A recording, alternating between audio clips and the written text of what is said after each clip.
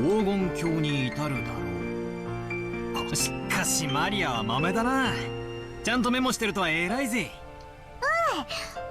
マリアは忘れっぽいからちゃんと書く。ママに言われたからちゃんと書く。 There was a notebook inside the handbag Marie was always carrying around. Beatrice's epitaph was copied onto it. Thanks to that, we were all able to challenge the puzzle of the epitaph while here on this beach. For Jessica and the others, this was a puzzle that they had already tried to solve several times, and had already gotten bored with. But it was a first for me, and I was so excited that I couldn't stop. It really tickled my male sense of romance. まず1行目。懐かしき故郷を貫く鮎の川か。じい様の故郷ってどこだっけ？戦前の後宮家は小田原のあたりに屋敷を構えてたって聞いたぜ。で、となりゃ小田原に流れてる鮎の泳ぐ川に関心がいくわけだろ？まずはその川が起点になるからな。んで、黄金鏡を目指す者はそいつを下って鍵を探せとあるわけだ。小田原にある川ってなんだ？鮎が泳ぐ川だぜ。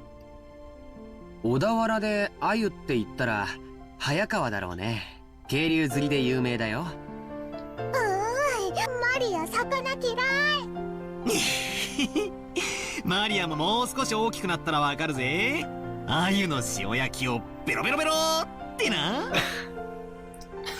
まいぜ。She'll love mackerel. さっき飯食ったばっかりだってのに、もう腹が減ってきちまうぜ。Me too. ビスケットでもお持ちしましょうか？ Why, yes, I'd love some delicious biscuits. ああ、悪い悪い。そんなつもりで言ったんじゃないぜ。君。Chen and Chen, who didn't have any afternoon chores for a while, was faithfully keeping us company. I would have thought, as a servant accompanying us would force her to take care of us and tire her out, but it seemed that it wasn't so in her case. To the contrary, it seemed she was having fun and joining in on the conversation with people of a similar age. When I asked, she told me she was a live-in worker. So normally, the only person close to her in age was Jessica. I get it, that must be pretty wearisome. さて、小田原で鮎の川って言えば早川だってことは分かった。Obviously, this isn't the right path of thinking, considering all relatives have already tried this. となりゃ Right. 下るしかねえよな。早川を下ると何があるんだろうな。下流に出て海に出ると思います。そうさ、河口部に出る。そして碑文の3行目には川を下ればやがて里ありとあるな。ちなみにそういう河口部は大抵大昔から輸送の要衝になってて大きな都市があるもんさ。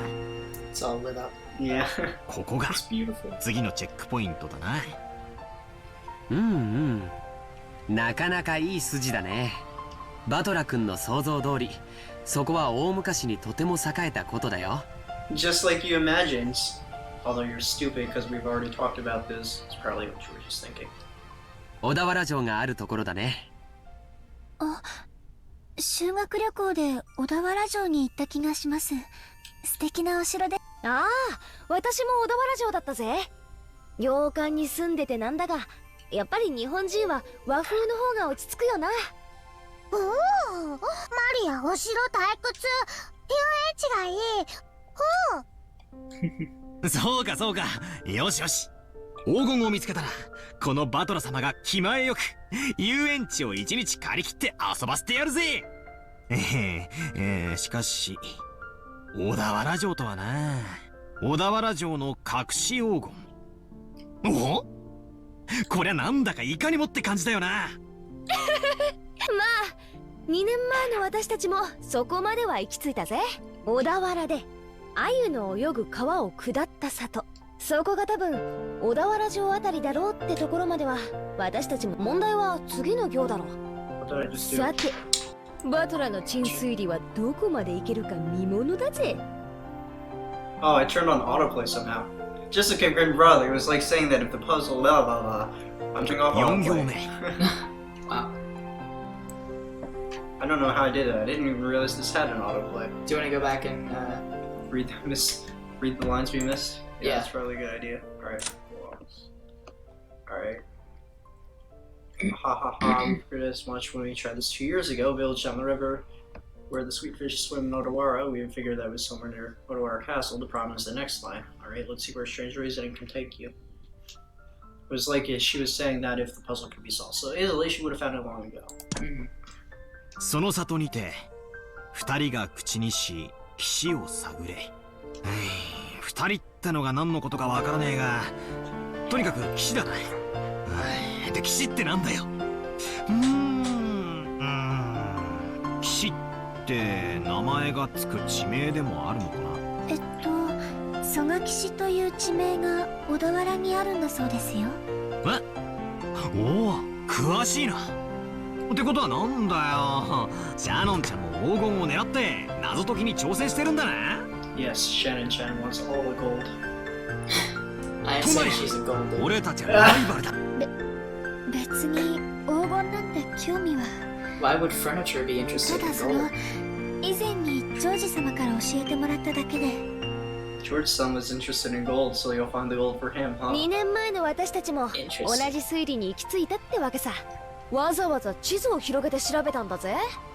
小田原城の北に5キロくらいだったかな。そこには確かに蘇我岸という地名があるよ。でもそこからがわからないんだ。次の5行目にはその土地のどこに鍵があるかは記してない。マリアちゃん、読んでくれるかい？そこに黄金鏡への鍵が読め蘇 Yeah, 我 you 岸っ can たっ read. て広いだろうし、かつてそこに後宮家の家があったわけでもない。その広大な土地のどこかに鍵が隠されててノーヒントってんじゃ。確かにな。鍵が手に入らないことにはその先の行に進めないぜ。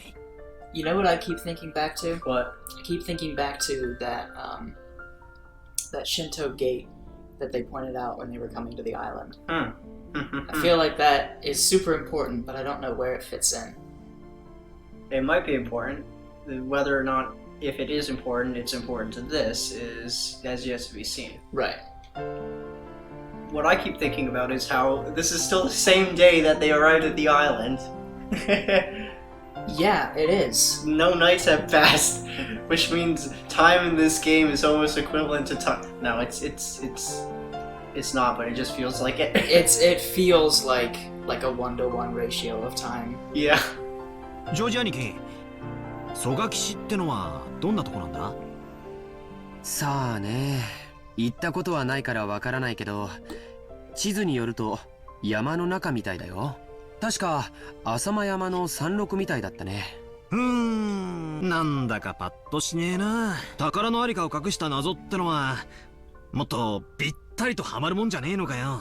They are. Your spider senses are right, Battler. どうも蘇我岸ってのがそもそも間違いって気がするぜ。私は蘇我岸を疑ってるぜ。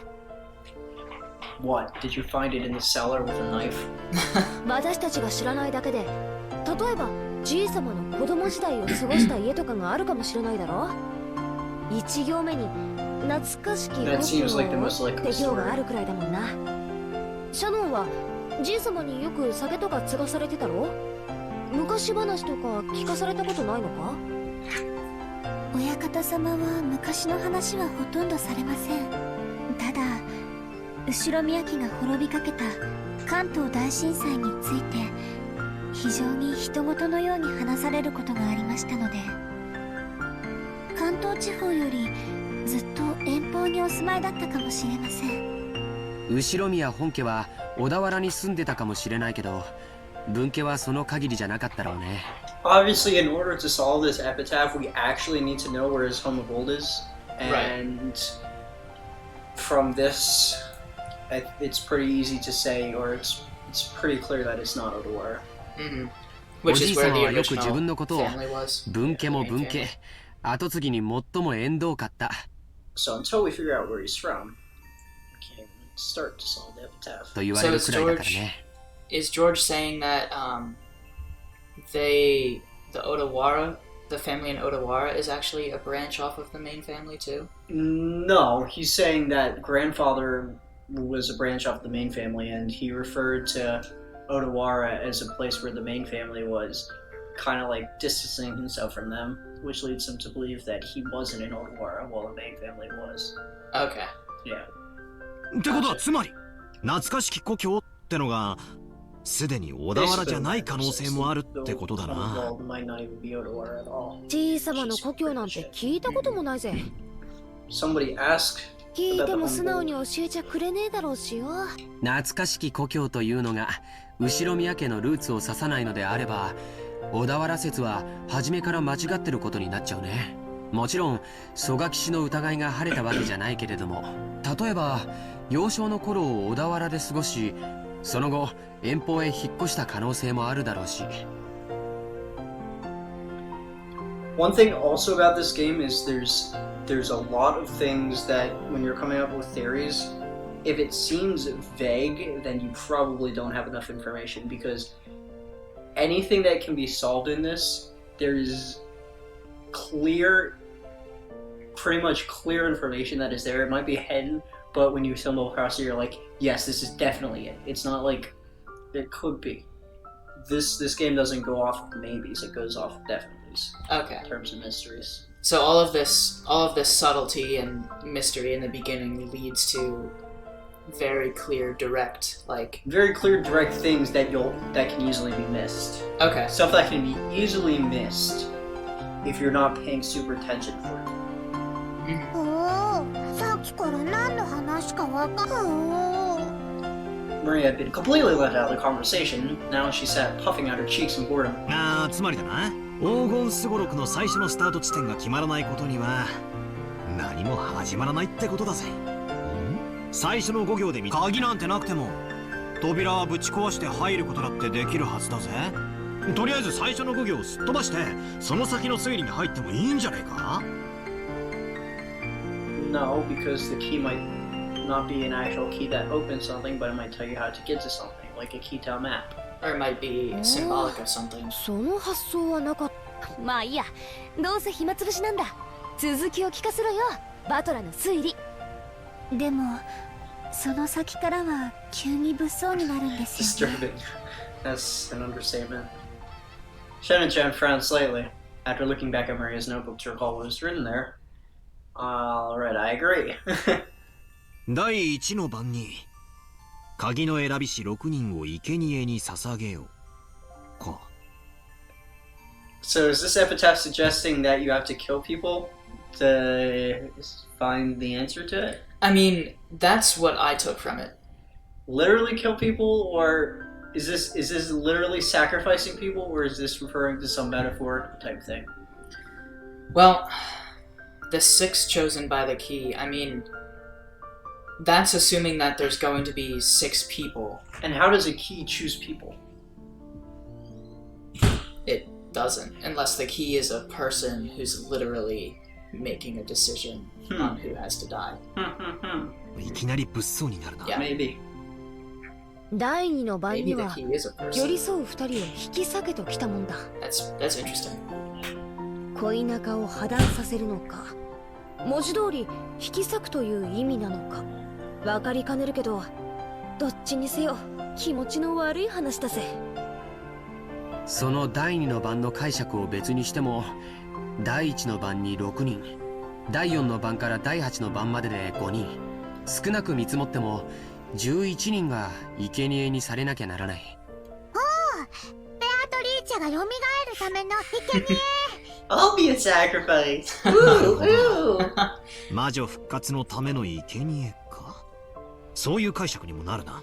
その結果第9の番に魔女が蘇って最後は極めつけだな。第9の晩に魔女は蘇り、誰も生き残れはしない。結局はみんな死んでしまいます。それでようやく次の第10の番にゴールってことになってんな。みんな死んじまうのに黄金鏡へ至るだろうって言われても困ったもんだぜ。鍵を手に旅に出た当人も生き残れないに含めるのかどうかは解釈の分かれるところだね。しかしよ、最後のところには面白いことが書いてあるぜ。ゴールした後、魔女からもらえる4つの宝の行だよ。一つは全ての黄金。問題は次だ。全ての死者の魂を蘇らせるとあるぜ。Yeah, when I saw that, I was like, resurrecting people's souls, dead people, bringing them back to life? That sounds like magic, doesn't it? It does, and it also feels like it would make sense if what they're talking about is sacrificing people, but also like if you have to sacrifice people to resurrect the witch, then resurrecting all the dead people feels like what does that entail? All the dead people, the people you supposedly sacrifice, or something else? I just don't know. みんな死んじまったっていうのとかけてるような気がしねえか。それを言われれば、次の失った愛すらも蘇らせるという部分は第二の晩の寄り添いし二人を引き裂けにかけているようにも見えますね。そうだね。そして4つ目も第9の晩にかけてある。第9の晩に蘇った魔女を4つ目の宝が再び眠りにつかせている。好意的に解釈すりゃ死んだり別れさせたりと忙しいが最後には全部チャラになるわけだな。目覚めた魔女も再び眠るし、手元にはたっぷりの黄金だけが残るって寸法だぜ。死んだり蘇らせたり別れさせたりくっつかせたりと魔女様はお忙しいこったな。ついでに起きたり眠ったりな。やれやれ。せっかくの隠し黄金の話も魔女の話が絡んじまうと急にうさんくさくなっちまうぜ。 I'm with you, Badler. 違いないな。I left alone with Jessica. After a while, which was just ridiculous. There it is. Of course, once we started laughing like that, Maria, who believed in witches, got angry. 魔女はすごい。魔法で何でもできる。殺すことも生き返らせることも愛を与えることも奪うことも空も飛べるし姿を透明にできるし黄金もパンも生み出せ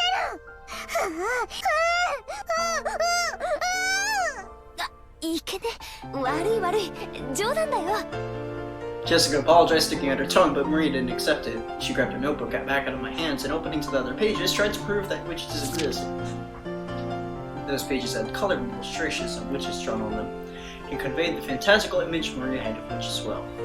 They were not depicted as the normal, sinister, crook-nosed hags flying around on brooms, but as dreamlike people with mysterious powers who could do anything, wear beautiful dresses, just what you would expect from an imaginative young girl. Dancing to the sky, crossing a rainbow, dancing all around night, with magical teacups and teapots that would never get empty no matter how much you poured out of them. With a flourish of their hands, the stars in the sky would become candy and poured out. Flowers that produced sweets would bud by the roadside. To Mardia, the witches were the sole things that could give form to the magical dreams that so captivated her.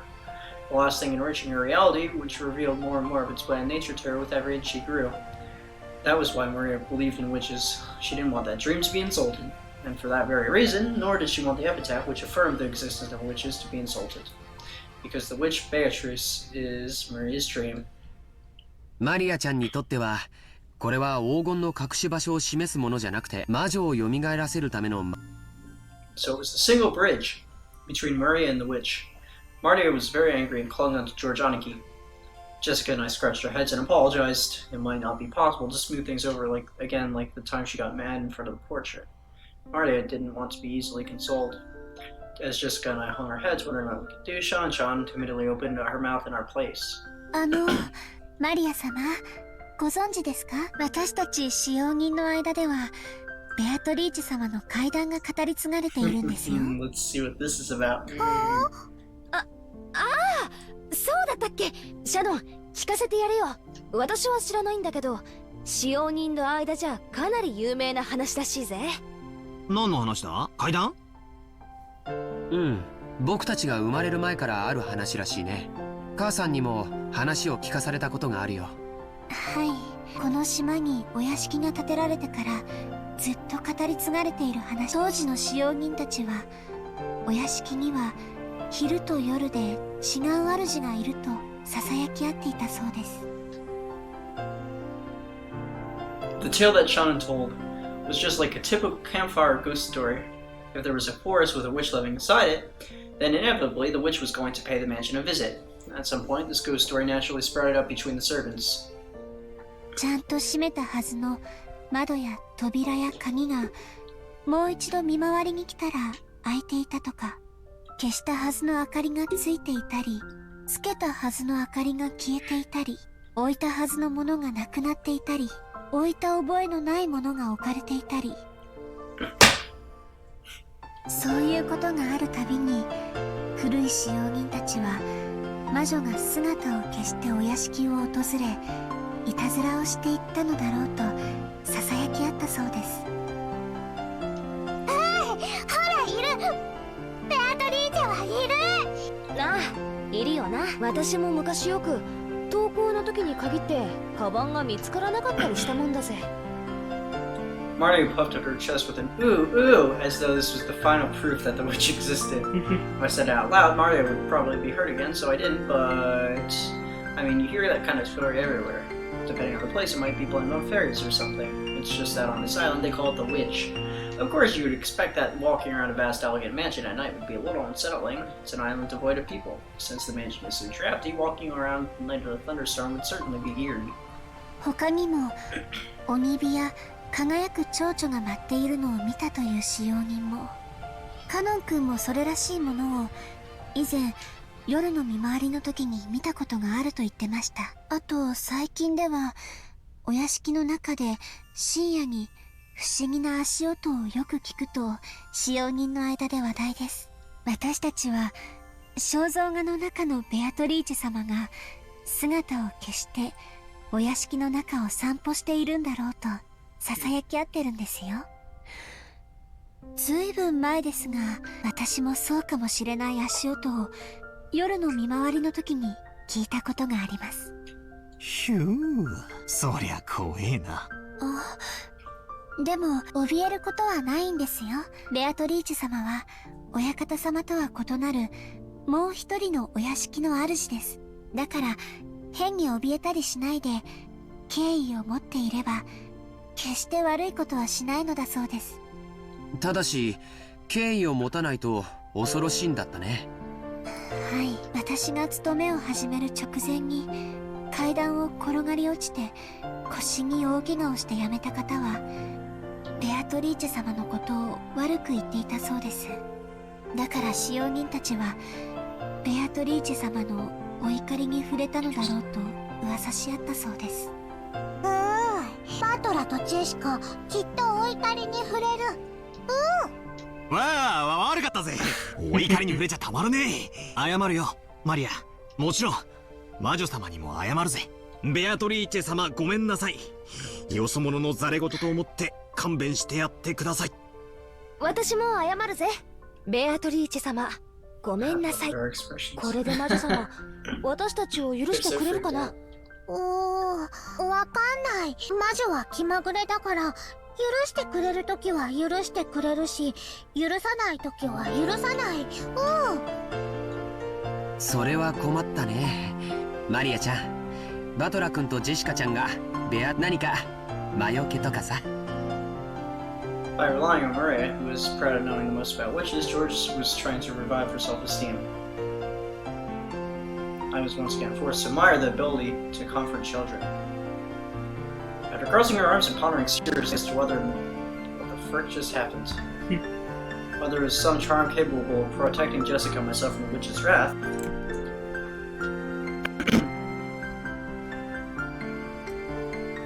the screen is flipping out on us. What's going on? Not sure. Maria began flipping through the pages of her handbook. I thought it was just a simple scribbled diary, but it turned out there were also many pages that looked like they'd come from a book on black magic. She was intently comparing such several pages onto which had been copied what looked like magic circles. It looked like that black magic copy wasn't limited to grandfather alone. Perhaps she had finished her research. She vigorously closed the notebook with a snap, threw it into her handbag, and began fishing through that bag's contents. It seemed that the various jumbled up things were in here. For a while, she continued to take out various pieces of junk, although they were probably important magical items to her, and repeatedly throw them back in, saying they were wrong. She looked a little humorous, almost like Santa Claus deliberating over which present to give. Finally, it seemed she had excavated what she was looking for. With a face unimaginably brighter than the difficult expression she had worn until now, she stuck them out to Jessica and me. As I reached out to grab it, I noticed that it was a very cheap-looking charm. It looked like a bracelet made from a plastic rosary with the scorpion motif medal attached. I mean, you often find cheap accessories that correspond to the constellations. It felt like a gift you might win at the crane game at an arcade. It really looked like something like that. There were two, probably one for me and one for Jessica. However, considering the odd fact that there were two of them, they looked like cheap manufactured goods, and it was quite hard to think of them as magical items. これを私とバトラーに？このお守りならベアトリーチェも大丈夫。サソリは魔除けの力があるから。そうなのか？サソリにそんな力がね。バトラが信じない。It inflamed Maria once again. Maria took out her notebook again and turned to point to page after page, going on and on about how the scorpion had holy powder and it had been drawn on magic repelling magic circles since ancient times. 他の使用人の子から聞いたことがあります。サソリって魔術では魔除けのシンボルとして描かれることもあるんだとか。へえ、そうなのか。サソリは悪い魔法や最悪から守ってくれる。そしてエメラルドは心に平和をもたらしてくれる。だから二重で効果がある。ほんとだ、サソリがエメラルドを抱いて守ってるね。なるほど、これはご利益がありそうだよ。I really wanted to make fun of this worthless-looking charm, but as I watched Maria explaining the charm with all of her heart and realized she had prepared them out of consideration for us, it felt as though even if it were just prized from a game center, it would still be beneficial. Material quality isn't what is important about charms, it's the strength of the feelings behind them. I'd like to think I have enough respect for myself not to make fun of those. そっか。ありがとな。ベアトリーチェ様には謝ったけどよ。万が一たたりがある時でも、マリアのこのお守りのおかげで安心だぜ。な、ジェシカ。ああ、そうだぜ。ありがとうな、マリア。心に平安が欲しいときは腕につける。お財布に入れるとお金が減らなくなる。ドアノブにかけておくと悪いものが入ってこられなくなる。便利なお守り。それはすごい行動ですね。マリア様が自信を持って進めるお守りならきっと頼もしいものと思います。 First, the one night I put it up on my door knob before going to bed, I get stabbed in the middle of the night. Right, yeah. As Shen and Chen tapped their hands together lately, Maria stuck out her chest. She was completely cheered up again. If it would keep her in this good of a mood, it would probably be worth it to let Maria lead the discussion for a while longer. When you think about it, she hadn't shared in our excitement and when we talked about the gold's hidden location, so I think she had gotten a little bored. While eating cookies Kumasawa-san had baked, Jessica and I asked Maria about this and that about black magic. Maria happily chatted away in response to her questions. For each one, George Aniki and Shannon-chan would act surprised and agree with everything she said. The color of the clouds and sky grew progressively heavier, but the cousins really enjoyed communicating freely after 1 year of separation.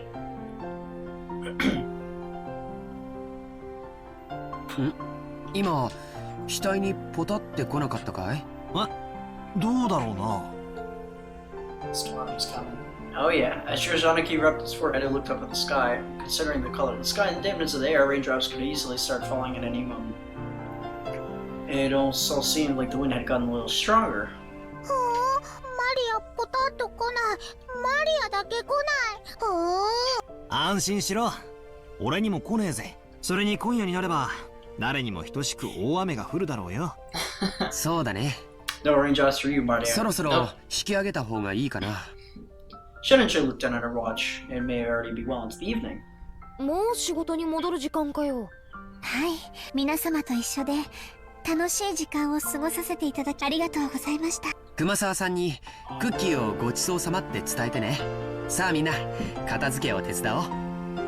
Shannon declined her help, saying this was the servant's job, but picking up dropped fork before the waitress has to is like my purpose in life. Didn't we hear that before? A phrase like picking up a dropped fork was like my purpose in life? It doesn't sound familiar.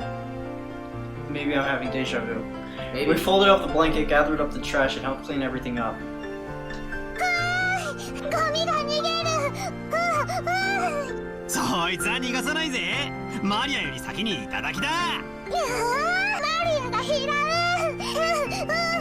マリア、靴を濡らすなよ。怒られるぜ。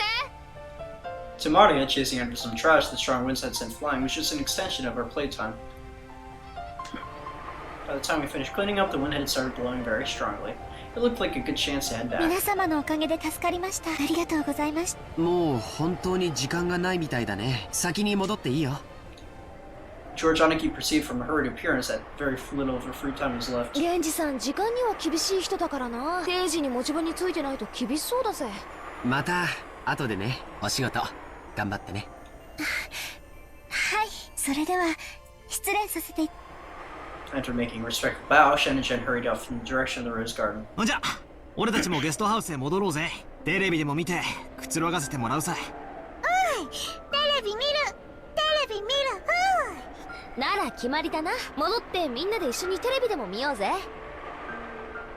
Even Marta, who's not tired of playing, agreed that when she thought about watching TV. We headed up the gentle stairs and returned to the rose garden. The wind had become very strong and the roses shook throughout the garden like ripples on water. This might be our last chance to see those beautiful roses. Tonight's typhoon is sure to ruin them. バラ、今夜の風でやられちまうかもしれないな。そうだな。バラたちもラッキーだったと思うぜ。台風の前にバトラたちを歓迎できたんだからよ。花はいつか必ず散る。でもだからこそ咲き誇る今をめでることができるんじゃないかな。そうだな。マリアもよく目に焼き付けとけ。今この瞬間が今年で一番のバラなんだぜ。目に焼き付ける。Right then, Marta suddenly clapped her hands. It looked like she had remembered マ something. リアのバラ、台風で飛ばされちゃう。ああ、ジョージの兄貴に目印のリボンをつけてもらった。It seemed that Marta remembered where the rose was. She ran at full speed. The rest of us followed her. Oh no. あれはどこだったっけな。確かこの辺だったと思ったぜ。We searched everywhere around that area, but after all, it was only a single flower amongst all of these roses. Even though we knew it was somewhere close by, it wasn't proving easy to find. The ones that made up the front lines of the typhoon were making their roses throughout the garden undulate. It was almost like it was teasing us by making the location of Maria's rose impossible to find. ここじゃなかったかな。少し手分けをして探してみようか。そうだな。人海戦術で行こうぜ。なんだよマリア。As we made the split up in search, Maria tugged on my jacket with an unhappy face. It felt like her intention was to stop us from going to another place. なんだよ、どうした？マリアのバラはここ。でも現にないぜ。この花壇の裏側だったかもな。みんなで探せば早いぜ。ここなの。マリアのバラはここなの。探して。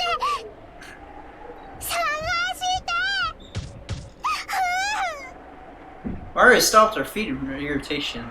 She was pointing at the spot, saying it was definitely there, yet it actually wasn't. And yet, if we went to search elsewhere, she got mad. We were at a loss for what to do. For a while, we would have to stay with Maria and pretend to search through this rose thicket.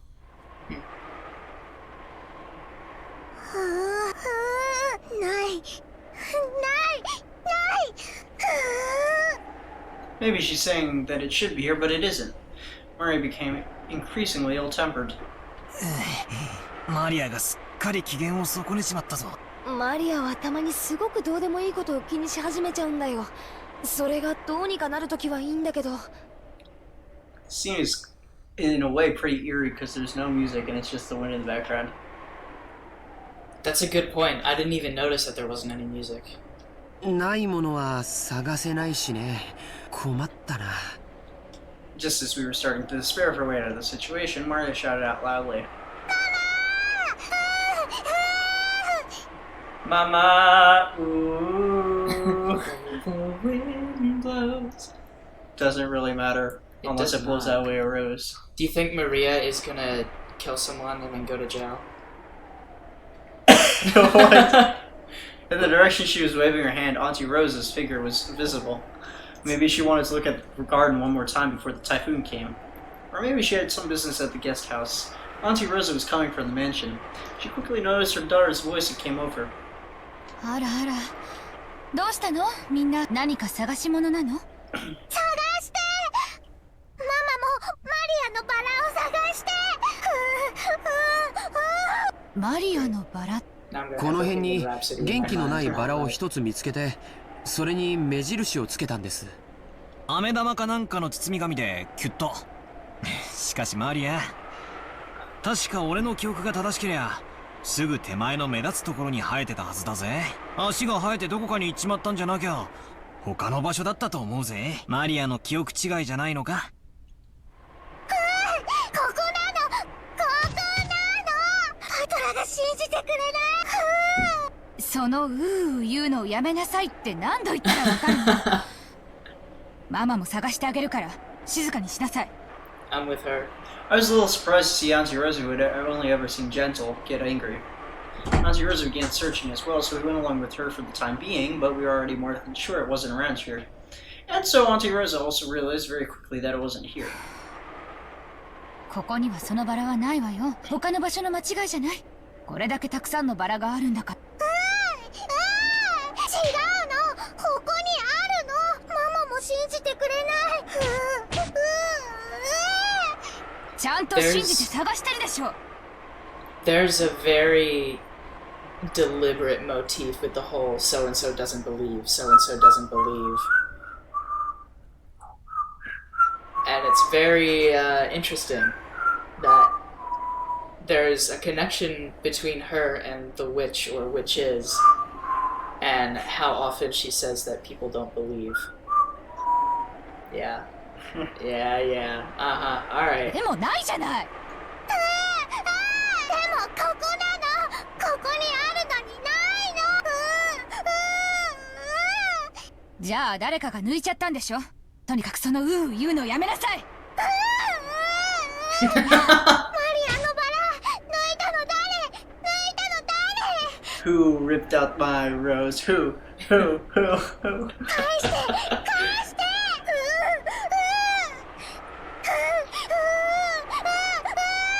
そんなの知らないわよ。やめなさい。その言うのやめなさい。Auntie Rosa slapped Maria's left cheek with her palm. Ooh. For that instant, Maria was shocked into silence. Of course, it was only for an instant. When Maria realized her wish was being rejected before it could be fulfilled, she started yelling with an increasingly louder voice.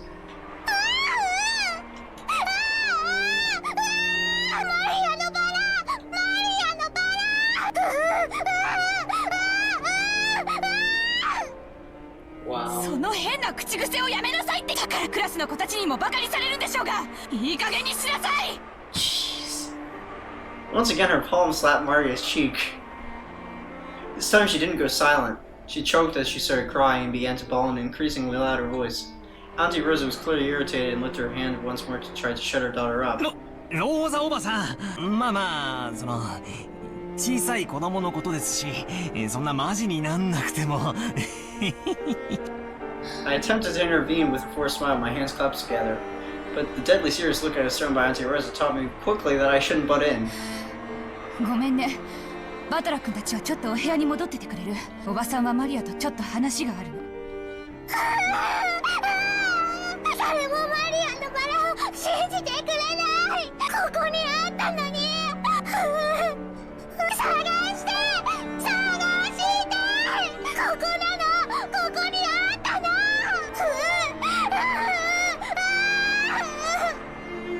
でもないじゃない。なら他の場所の勘違いでしょ。ここなの。絶対にここなの。じゃあなくなっちゃったのよ。諦めなさい。どうしてマリアのバラがなくなっちゃうの。どうして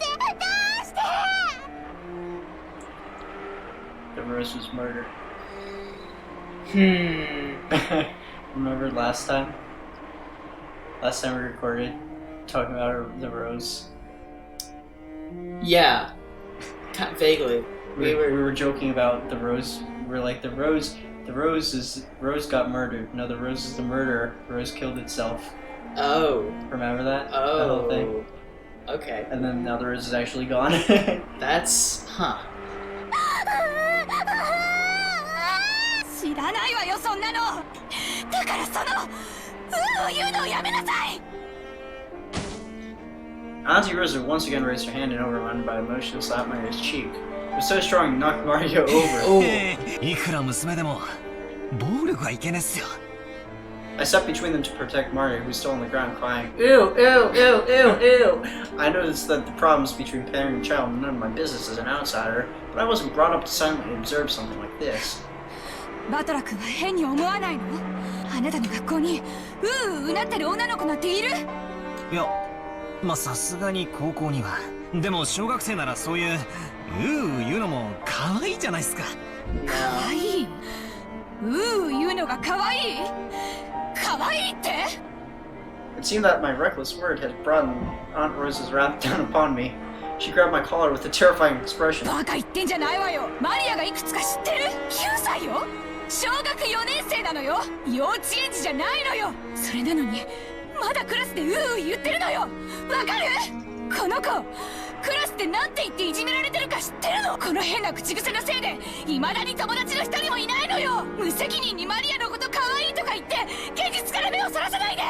この子の将来のことをもっともっと真剣に考えて。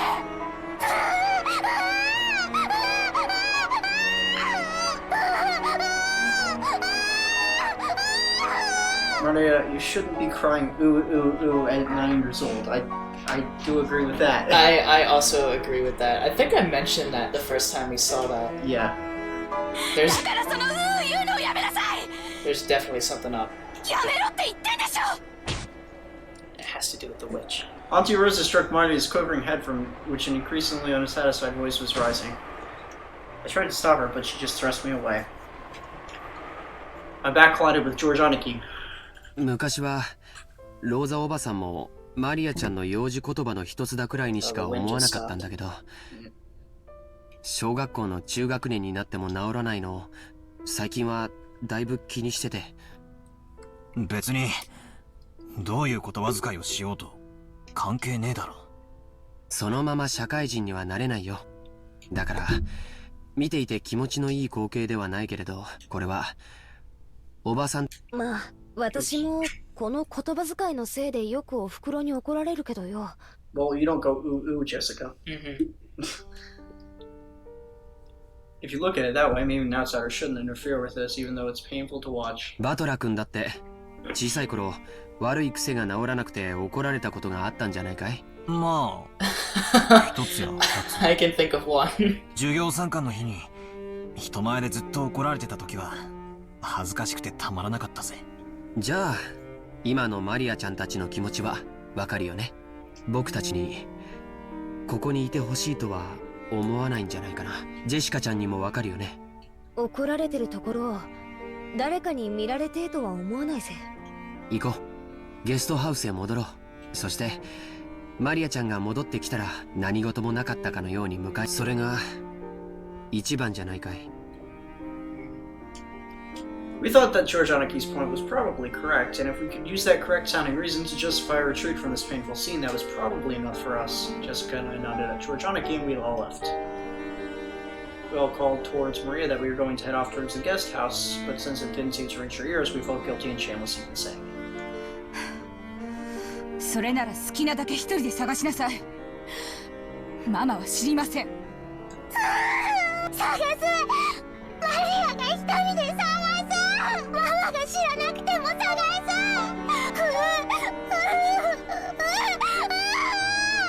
勝手にしなさい。After blasting her with those last few words, Rosa spun on her heels and quickly returned to the mansion. Maria probably viewed that as a cold, hurtful gesture, but from Rosa's perspective, that was not her intention. It was becoming the hand which she had so emotionally struck with Maria's cheek, but was still not numb. It was because the hand.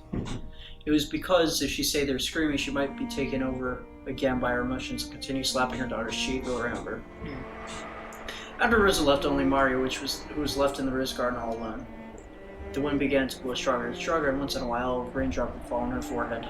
However, Mario couldn't leave that place until she found that poor, withering rose It had definitely been there, and yet it wasn't there. Even though she knew the place, and even though this wasn't it, or even though this was it, it wasn't there.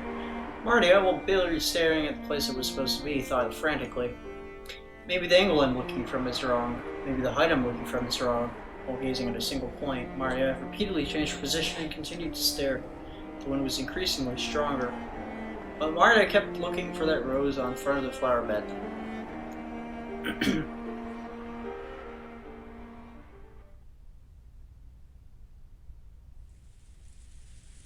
Oh man. She's gonna like catch a cold. Kinzo noticed that the sound of the raindrops beating on the window. It finally started to rain. It had begun later than the weather report had predicted. Kinzo is being summoned by the sound of the rain and approached the window. The sound of the rain is the sound of silence. That sound feels quieter than any silence, and makes humans remember that in the end they are alone from which they are born to when they die.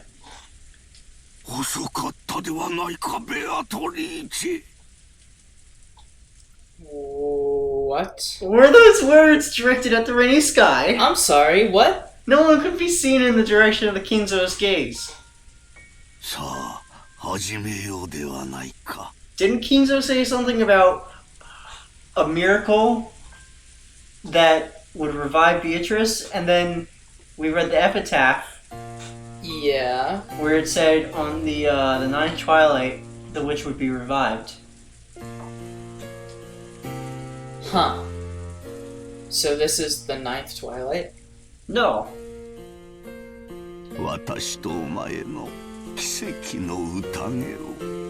Okay, but if she's here... He's waiting for her to come. Doesn't mean she'll come now.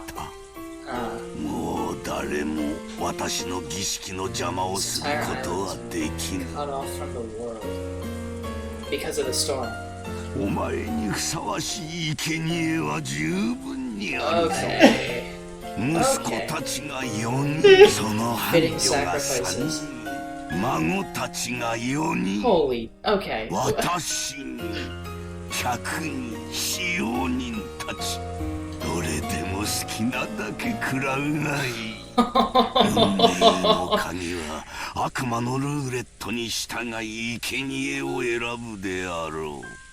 We're seeing something about keys now. The demon's roulette.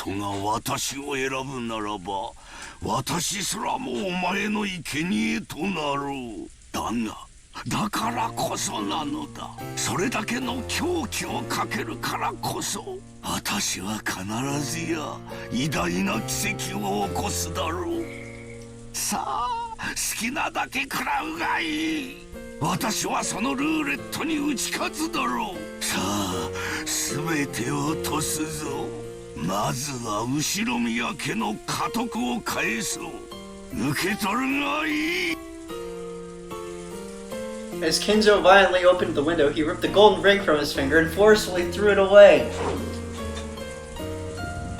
At that moment, thunder resounded, giving the illusion that lightning had accepted the ring. The lightning had accepted the ring. As if. So...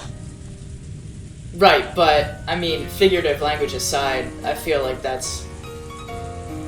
Alright, keep going. そこにいるのは私であるだろう。私が最後まで生き残り、お前の目覚めを見守るだろう。さあ来たれ、ベアトリーチェ。ようこそ我が宴。私が生み出したすべてと引き換えに、私にもう一度だけ奇跡を見せておくれ。おー、ベアトリーチェ。